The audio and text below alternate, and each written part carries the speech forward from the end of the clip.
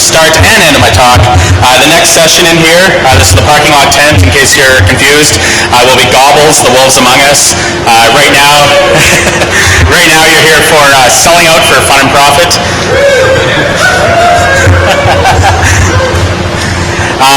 Before I even get started, I'm hellNbak from NMRC. I want to have a little disclaimer here. I'm not coming up here to stir any shit pots. I'm not coming up here to piss anyone off. For any of you that are here to hear me bitch about security focus, you can probably leave now because that's not going to happen.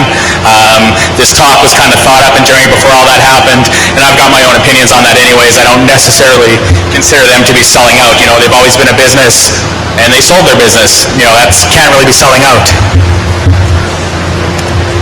So as I said, I'm hellNbak from NMRC, and as some of you also know, during the day I'm Steve Manzik, moderator of VulnWatch, among a few other things.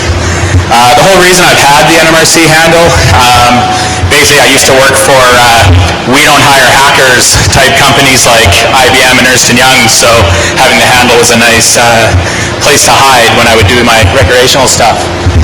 As far as what I do for NMRC, it's actually pretty fun. Right now I get to wash Nomad's car, mow his lawn, you know, that kind of cool stuff. He says if I drop about 100 pounds, I can be his pool boy next year, so I got a goal to work for, right? Okay, this talk I'm basing on this is why people hack, okay? I'm not, traditionally, hackers, at least, my idea of it, have hacked to gain knowledge, to get into stuff that, maybe you shouldn't be into, but no one else can get into. That's always kind of cool. And of course, lately, right, everyone wants to be an internet rock star, right? It's kind of cool to, go places and everyone knows who you are just based on your hacking. Here's a post that addresses selling out. This was posted by a guy by the name of Haiku Hacker. Not sure if he was here for the con or not. This was on the full disclosure mailing list. It was directed at a specific person. I won't go into that, but there's a bit of a little flame war going on. Essentially, he's saying that, selling out's a bad thing, and all of us bastards that do it are, horrible people because we're, exploiting the true hackers of the world by taking their research and their tools and making money off it. And we have another quote, which illustrates probably the other side of the argument, from someone that's probably fairly well known. And just to get out of the way, I'm a bit biased. I actually do fall into this category of people because, if someone wants to accuse me, that's fine. I sell out. I am a security consultant. That's what I do for a living. Oh well, right? What I am going to do today, I'm just going to go through some examples of different so-called sellouts, how they did it, the wrong way to try and sell out, and, probably some better ways to sell out and actually still hang on to, what little dignity you may have. The whole media whoring thing, there's a talk done by Guides at H2K2, where, he basically said that BugTrack is a tool now for people to get famous and get good jobs. I think he even, said that Surdistic works for Microsoft, which was probably one of the best jokes I heard this year anyways. And he was going on about, how vendors use FUD and, and blah, blah, blah, which, some of the stuff he said, he did have a point, especially the FUD thing and the media whoring thing. We see that all over the place. And that's what I'm going to start going through is, just some specific examples of, actually I think I have three. I have an example of someone who you can consider, a hacker / script kiddie, a security vendor, and then just a generic example. So this is my first case study. Robert Little, Pimp Shiz. Don't know if you're here, don't rush the stage or anything. You can talk to me later if you got a problem. So, how do you sell out in this case? You pick something that everyone is worried about, say, Napster being shut down by RIA. Start defacing a few websites in support of Napster, but be sure to leave your email address behind so then the media can contact you and interview the hell out of you. After you get caught and everyone knows who you are, launch a security company. Business might be a little slow, so start again. Pick a new issue, maybe, I don't know, terrorism or something like that, and start nailing websites again, hoping to generate business. Probably not the smartest way to do things. My next case study is just basically security vendors in general, and this one I am a bit biased. I did at one point in my career work for Bind Your Razor, so I'm not necessarily saying this is a bad thing. There are some areas where security vendors do definitely go wrong, though. So the basic premise behind, we've got our X-Force, we've got our Razor, we've got, I don't know, probably another dozen or so vendor research groups. They'll go and they'll hire as many big name, black hat, white hats, if you're smart, that kind of stuff. They'll go and hire as many of those guys as they can. Then they'll just start pumping out as many advisories as they can. And of course, in those advisories, you've got all the web links and all that stuff for their products. That's not necessarily a bad thing, really. Where they seem to go wrong is when they start putting press releases and PR in front of actual research and working with vendors. We've seen cases of that. We can use X-Force's Apache thing. I know there's two sides to that argument as well, but the bottom line is they didn't work with Apache. They rushed an advisory out. Some say they did it for the marketing. I would tend to agree with that. I'm going a little faster. So I'm calling this one a better way to sell out. I wouldn't say it's a better way, but I figure this is probably the way, if you are going to sell out, you should do it, because there's a lot of good reasons to sell out. A job is one of them. I'd definitely rather be working in security than flipping burgers for, $8 an hour. So probably the good way to do it, just do what you already do. Go out, do your advisories, publish white papers, don't get caught doing anything wrong. Don't get your criminal record. We can all remember the case a while back. I can't remember the guy's name, but he was trying to get a job with one of the new boutique firms, and they turned him down when they found he had a record. And so of course he went to the press bitching about that. But really, what do you expect, dude? They do a background check. You've got a criminal record. None of their clients, who also will ask for background checks, are going to want to touch you. It's just kind of common sense there. Sure, sell out, take your job, make your money, but continue to do what you're doing and continue to, support the community and release your tools and release your exploits. I think that's where the real difference between selling out and not selling out is you'll see guys who I would call true sellouts go and try to be something they're not, right? They'll all of a sudden go from being, hacker to, what are you talking about? I don't know what hacking is, and keeping all of their tools and exploits and research to themselves. Sure, you can call those guys sellouts. The guys that continue to support the community and continue to, dump their exploits in and things like that, I don't consider them sellouts at all. They're just using something they're good at to make money, and really, what's wrong with that? The real reason, I think, anyways, this is mostly my opinion and probably a few other people's opinion, but I think the real reason that we see guys like, me and, you can lump the Loft guys or all kinds of guys like that into this category being accused of being sellouts is we've got groups, like Gweed's Talk, right, and the EL8 guys. I don't think the anti-security guys really belong on this slide. They're more anti-full disclosure, because they think they're supplying script kiddie munitions than they are anti-sellout. But you've got a lot of guys that don't want guys like us who actually know how to research and actually know how to hack. They don't want us to go out and secure networks. They don't want us to go out and release our research. However, their 0 day is going to be effective when they're going up against some guy that is just as good, if not better, than they are.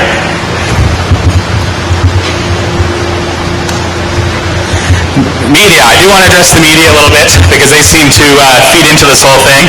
Hi, Thomas. This is a quote that I took off of a email that I and a few others received. I'm not attributing it to anybody because it was a private email. But I think this is probably valid for all media organizations at one time or another. I think we could probably accuse almost everybody in the media of, at one time or the other, saying or doing something that they that was wrong, that they didn't research. So I do have a few pointers or guidelines for the media to consider when they're reporting on stories. You got a pen, Tom? The bottom line is, right, is that the media seems to grab what's sexy, what's cool, and they don't like to research it, right? Like they'll just go in, oh man, this guy just said that, Simple Note has a Fed, quick, get that on the front page, of whatever website, and really you need to, research that kind of stuff. Sorry, I didn't mean to mention Simple Nomad. He is not a Fed. Essentially, this I'm not going to sit here and read slides to you guys, but essentially this is what the media can do or should be doing. And the big thing is don't spread FUD. Check your sources, reveal your sources. There's this thing called anonymous source that I've been an anonymous source many times that I've had to be, and I know a lot of people probably have. And many media guys are pretty good at protecting their sources and still proving a point or proving their story. The last one is probably my biggest pet peeve. Just because somebody uses a computer to commit a crime doesn't mean they were a hacker.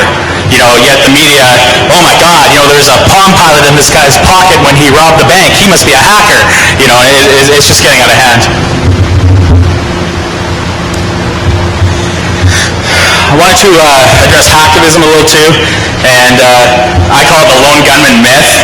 And the reason I say that isn't because I'm against hacktivism. I'm actually all for it. It's just the real problem is we're not seeing it yet. We're not seeing any real hacktivism yet, at least in the media. All we're seeing in the media is website defacements and denial of service attacks and silly stuff that no one really cares about. I would probably say that most of the web defacements probably aren't really read by anybody. And if they are, I don't think they're getting the point across. I think it would be real cool to see things like there have been a few talks this weekend about hacktivism and some of the things you can do, helping to build tools, helping to secure not-for-profit boxes. Why couldn't someone have hacked into Enron a year ago and exposed what they were doing? I think a lot of us or a lot of people would have saved a lot of money. And that slide's basically what I just said. Anyways, we're all sitting around arguing, with the EL8 guys or GUIDs or whoever, when really most of those guys actually, know their stuff and are pretty good. So instead of sitting here, fighting amongst ourselves, let's start doing something, like building the cool tools or helping the not-for-profits and stuff like that. I'm going through this pretty quick. Okay, we're going to go to something that kind of doesn't fit in here at all. You guys want coming up here or what? Yeah, that's you guys.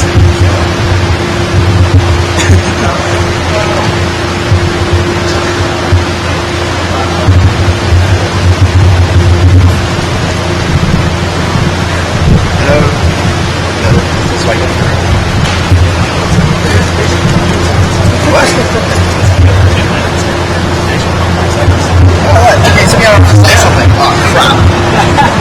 I hate this.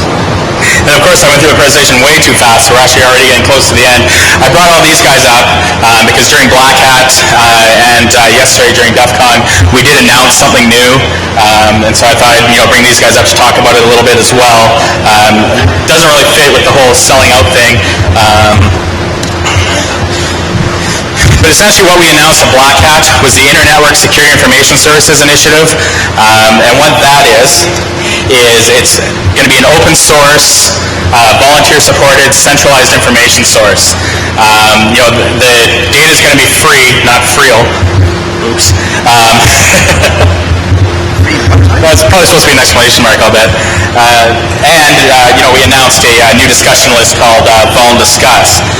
As far as volunteers involved with ISIS, we have the guys from Pakistan, who you see a lot of them up here, and the Open Source Vulnerability Database Project, which Charles is going to say a couple words about.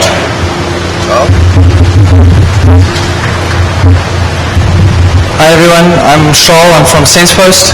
I was asked just to say a few words about the Open Source Vulnerability Database Project. Basically what happened is the guys from Digital Defense and some of the guys from SensePost, we've been building databases of known vulnerabilities essentially based on the Nessus signature IDs over the last few years, and Digital Defense and SensePost have come together to launch a project together with these guys to make that database publicly available. So we'll be moving it off our infrastructure into public domain. It'll be run under the charter of the rest of the project, so it's going to be completely open source, completely free. It will be moderated, so it's not a discussion list. The idea is to have a high quality database of really accurate, up-to-date information. And what we'll be doing is we'll be making it available in such a way that you can do complete, probably CVS dumps of the database. So anybody who wants access to it, you'll be able to connect to the servers and pull the whole thing down. So that's pretty much it. Visit the website. Maybe just a quick note on where we are. The website is up. We're busy forming call it the coalition and establishing the charter and stuff like that. We're also busy finalizing the technical details of the database structure, exactly how we're going to mirror it, how we're going to push the data down. And as soon as we do that, we'll go live with the data, and we expect to have a database of, in the region, I think, of about 1,000 or so entries when we start. So there's going to be a lot of good stuff there, and the rest of it will really depend on you guys. So drop in, visit the site, and support us in what we're doing.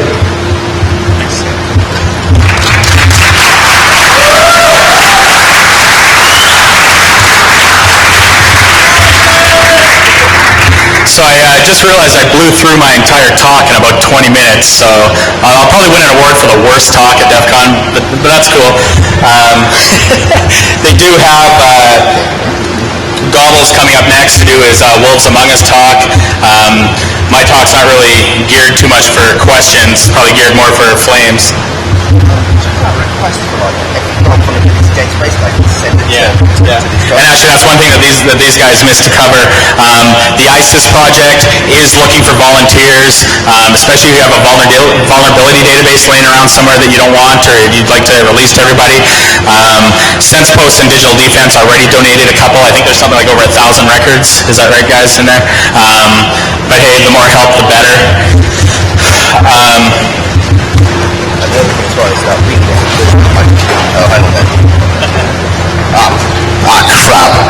I really didn't want to have to go up here and talk.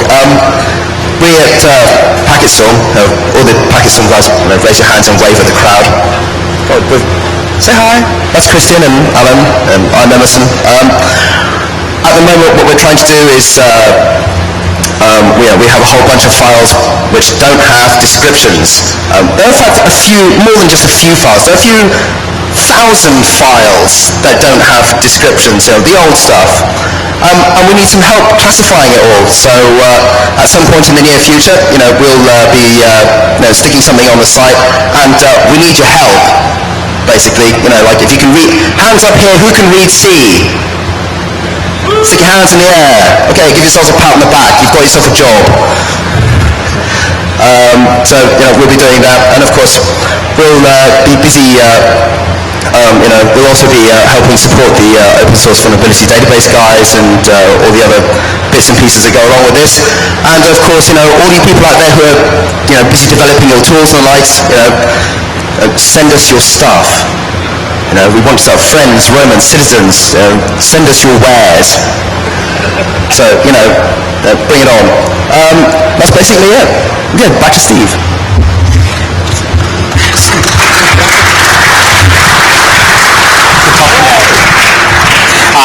So essentially ISIS is going to be, volunteer ran, it's going to be free. I think the key point behind this is that the data will remain free. It's going to be a not-for-profit, and you'll be able to dump all the data any way you want. Never for profit. Yeah, sorry, never for profit. Thanks, Emerson. So like I said, I'd probably get the award for the shittiest talk at DEF CON because I blew through that real quick. I'm not going to take questions because I know you guys are probably going to, or some of you are probably going to flame me. So if you do want to come up and talk to me, feel free to come on up here and talk to me at the end of the talk. Pardon me? Okay. Someone want this? Come get it. It's free. Okay, I'll take a question here, and then you can take some free hardware.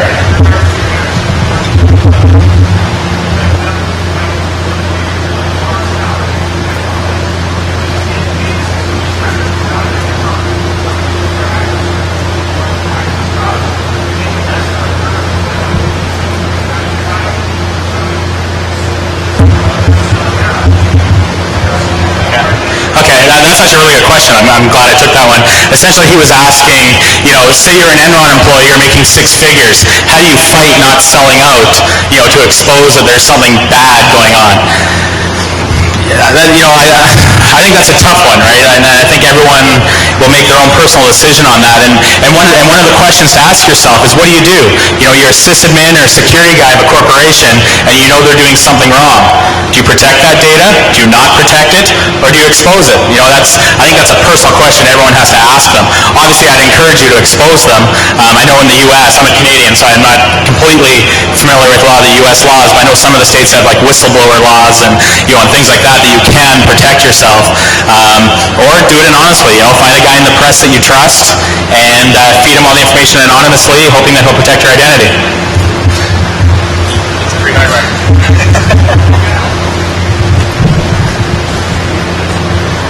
It is an HP Hub Plus. Yeah. I'm too young to know what those connectors are in the back, so. So that's, like I said, next up we've got Gobbles talking about the Wolves Among Us. If anyone does have any questions or comments or wants to come punch me in the nose, feel free, come on up.